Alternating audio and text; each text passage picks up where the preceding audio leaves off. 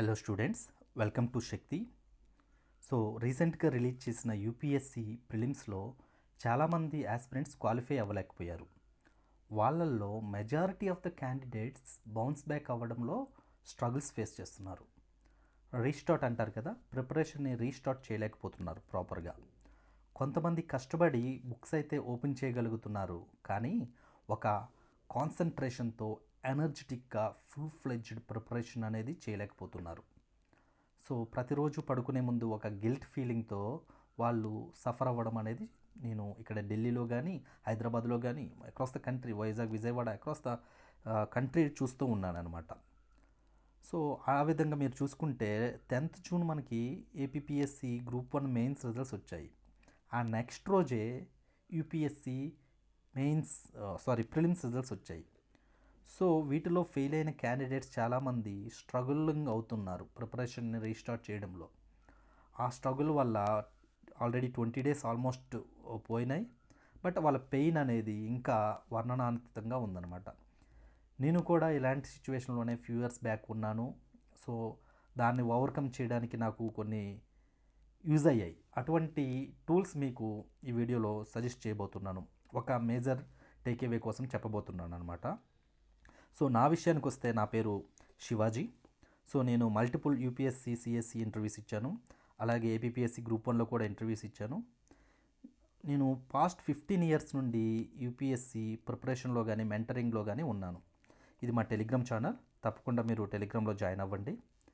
So without further delay మనం మ్యాటర్లోకి వస్తే, మీకు ఇప్పుడు ఇటువంటి ప్రిపరేషన్ని రీస్టార్ట్ చేయడంలో స్ట్రగుల్ అవుతున్నప్పుడు ఒక చిన్న స్టార్టప్ బూస్టర్ లాగా ఏదైనా ఒక ఇగ్నైట్ చేయాలన్నమాట. చేస్తే ఆటోమేటిక్గా మీరు స్టార్ట్ చేస్తారు, ఫ్లో వస్తుంది.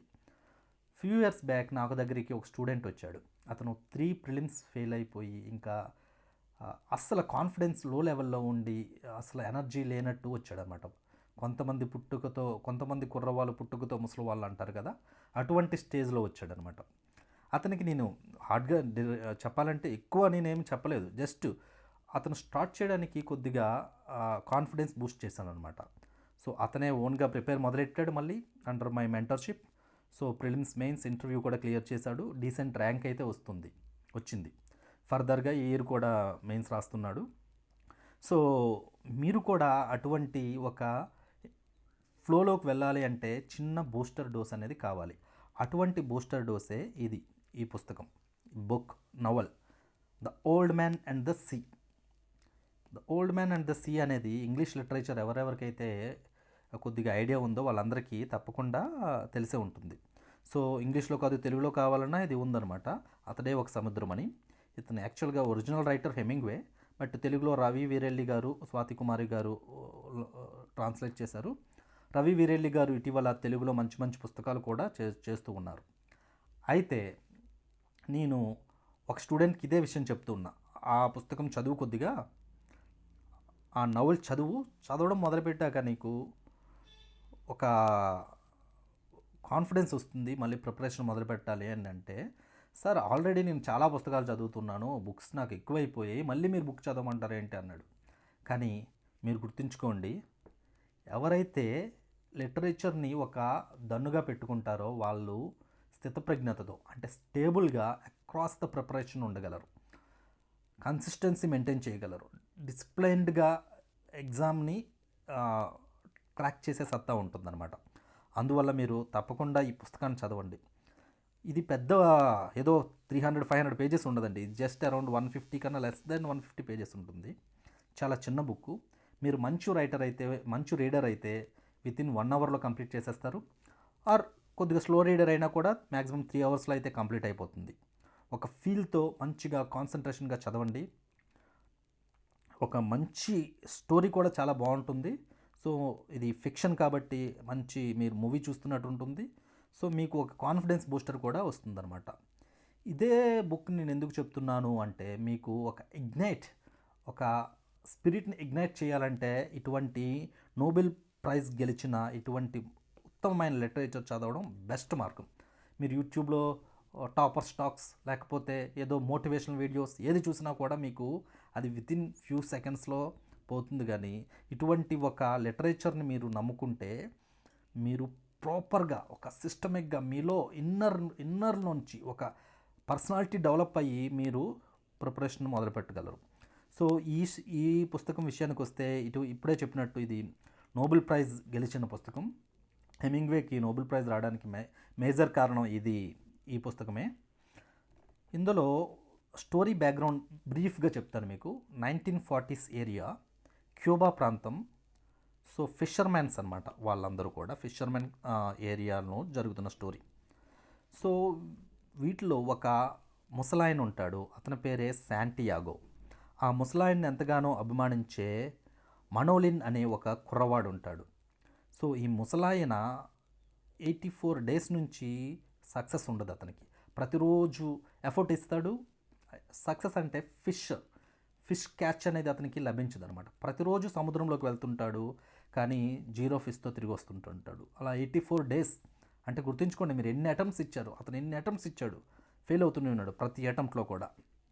సో ఇంకా 85th day అనేది అతను ఇదివరకే మంచి డిటర్మినేషన్ ఉన్న వ్యక్తి, కానీ ఇన్నిటువంటి ఫెయిల్యూర్స్ వచ్చినా కూడా అతను నెక్స్ట్ అటెంప్ట్ ఎలా ఇచ్చాడు, ఎలా తన హార్డ్షిప్ అన్నిటిని ఫేస్ చేసి ముందుకు వెళ్ళగలిగాడు అనేసి ఈ స్టోరీ ఉంటుంది. చాలా ఆకట్టుకుంటుంది. స్టోరీలో మేజర్గా 80% ఆఫ్ ద స్టోరీ శాంటియాగో చుట్టే తిరుగుతుంటుంది. అతను ఒక్కడే ఉంటాడు. అతను ఎలా ఫేస్ చేశాడు అవన్నీ కూడా మీకు ఇన్స్పైర్ చేస్తాయి. సో మీరు చూసుకుంటే ఒక డిటర్మినేషన్గా గోల్ వైపు ఎలా వెళ్ళాలి, ఎంత దూరం వెళ్ళాలి. అతను 3 days ఒక పెద్ద ఫిష్ పడతాడు. ఆ ఫిష్ని తీసుకురావడానికి కోసం ఒక 3 days అలాగా రాత్రి పగలు పడవలోనే ఒక్కడు ప్రయాణం చేస్తూ ఉంటుంటాడు. చాలా హార్డ్షిప్స్ ఫేస్ చేస్తూ ఉంటాడు. షార్క్స్ వస్తుంటే ఆ షార్క్స్తో కూడా ఫైట్ చేస్తూ ఉంటాడు. సో అదేవిధంగా మీరు రిసోర్సెస్ లేవని కొంతమంది కంప్లైంట్ చేస్తూ ఉంటారు. నాకు ఇది లేదు, అది లేదు, రూమ్ లేదు, ఏసీ లేదు, చదువుకోలేకపోతున్నాను. కానీ ఇతనికి తాగడానికి నీళ్ళు కూడా తినగా ఉండవు అనమాట.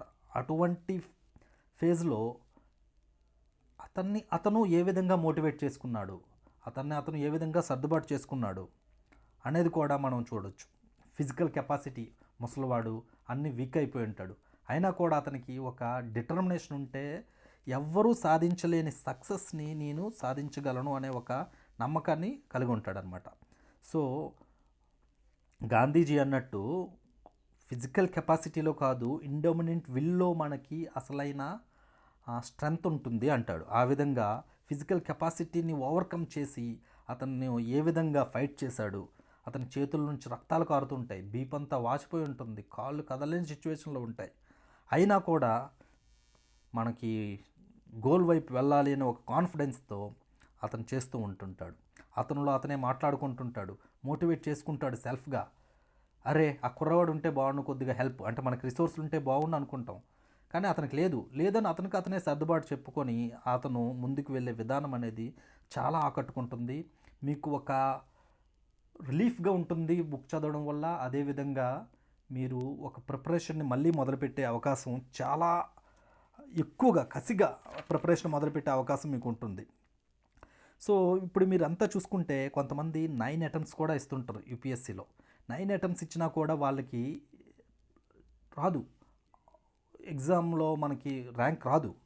అటువంటి వాళ్ళు వాళ్ళలో ఉన్న భావన ఎటువంటిది, ఆ 9 attempts అయిపోయిన వాళ్ళు కూడా చదవచ్చు ఈ బుక్. వాళ్ళకి కూడా చాలా వేరే కెరియర్ కానీ వేరే వైపు వెళ్ళే అవకాశం ఉంటుంది. సో ఎంత దూరమైనా అంటే 9 attempts వరకు వెళ్ళగలిగారు అంటే ఎంత దూరమైనా అతను వెళ్ళగలిగారు అతను గోల్ కోసం అనేది మనకు చూస్తుంది. సో విజయంలో ఎవ్వరూ సాధించలేనిది, ఇప్పుడు మీ ఫ్యామిలీ కమ్యూనిటీ ఉంది, మీ చుట్టుపక్కల ఉన్న వాళ్ళు ఎవరు కూడా సివిల్స్ అనేది క్రాక్ చేయలేకపోయారు. క్రాక్ చేయలేనప్పుడు నువ్వు ఆ అటెంప్ట్ అనేది ఇచ్చావు. ఆ అటెంప్ట్ అనేది నువ్వు ఇస్తే ఆ అటెంప్టే ఒక పెద్ద విజయం అవుతుందన్నమాట. అర్థమైందా? ఎవరైతే కొద్దిగా లోవర్ హంబుల్ బ్యాక్గ్రౌండ్ వచ్చారో వాళ్ళకి అర్థమవుతుంది. మీరు అందులో ప్రిలిమ్స్ క్లియర్ చేశారు, ఇంకా బాగుంటుంది. మెయిన్స్ క్లియర్ చేశారు, ఇంకా పెద్ద గ్లోరీ. సో విజయమో వీరమరణమో అని ఎందుకంటారంటే మన ఎఫర్ట్ మీద మనం నమ్ముకోవాలి. ఆ ఎఫర్ట్ని ఏ విధంగా ఇవ్వాలి, అందులో నీకు ఫైనల్గా సక్సెస్ రాకపోయినా కూడా వచ్చినా కూడా ఇర్రెస్పెక్ట్ ఆఫ్ ద సక్సెస్ ఆ వర్క్ నువ్వు ఏదైతే పెట్టావో దాని ద్వారా గ్లోరీ వస్తుంది. ఇందులో కూడా శాంటియాగో చివరికి తన ఫిష్ని ఒడ్డుకి తేలేడు, ఓన్లీ స్కెల్టన్ పట్టుకొని వస్తాడు. కానీ ఆ స్కెల్టన్ చూసి చుట్టుపక్కల జనాలందరూ కూడా హడలిపోతారు. ఎందుకంటే పడవ 16 ఫీట్ అనేది ఉంటే ఫిష్ 18 ఫీట్ ఉంటుంది. ఊహించండి, ఒక బుడ్డోడు అంటే ఒక 1 ఇయర్ పిల్లోడు వెళ్ళి ఒక పెద్ద దాన్ని ఏమంటారు, ఒక పెద్ద జంతువును దేన్నో వేటాడి తెచ్చాడంటే ఎలా ఉంటుంది. అలా ఒక 16 ఫీట్ ఉన్న పడవతో పడవ కన్నా పొడుగైన ఫిష్ని పట్టుకొని వస్తాడు. సో ఆ స్ట్రగుల్ అనేది మీకు ఇన్స్పైర్ చేస్తుంది, ఎంత దూరమైనా వస్తుంది.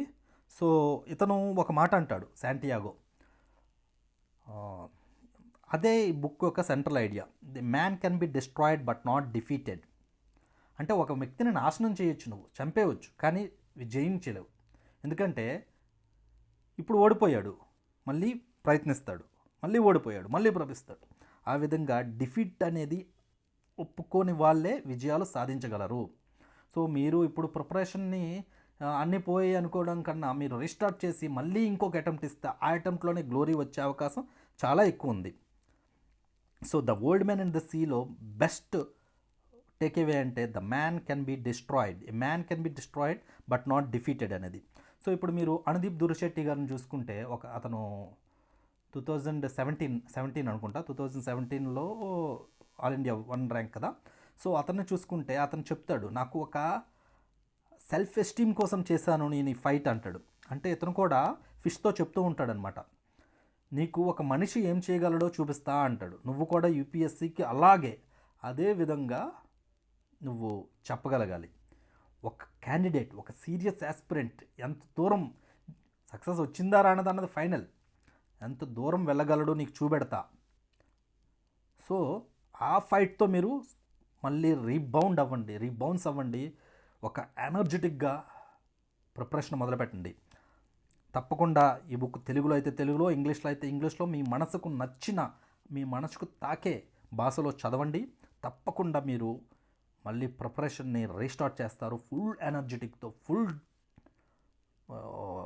ఫుల్ మొత్తం అన్ని ఆప్టిమల్గా యూటిలైజ్ చేసుకొని వెళ్తూ ఉంటారనమాట. So thank you very much. So please support us. ఇది టెలిగ్రామ్ ఛానల్ కొత్తగా లాంచ్ చేసాం, మీరు జాయిన్ అవ్వాలనుకుంటే ప్లీజ్ స్కాన్ చేసి జాయిన్ అవ్వండి. ఇది మా మొబైల్ నెంబర్. సో ఏమైనా డౌట్స్ మీకు ఉంటే you can text us or call us anything. So thank you very much. Signing off. Bye bye.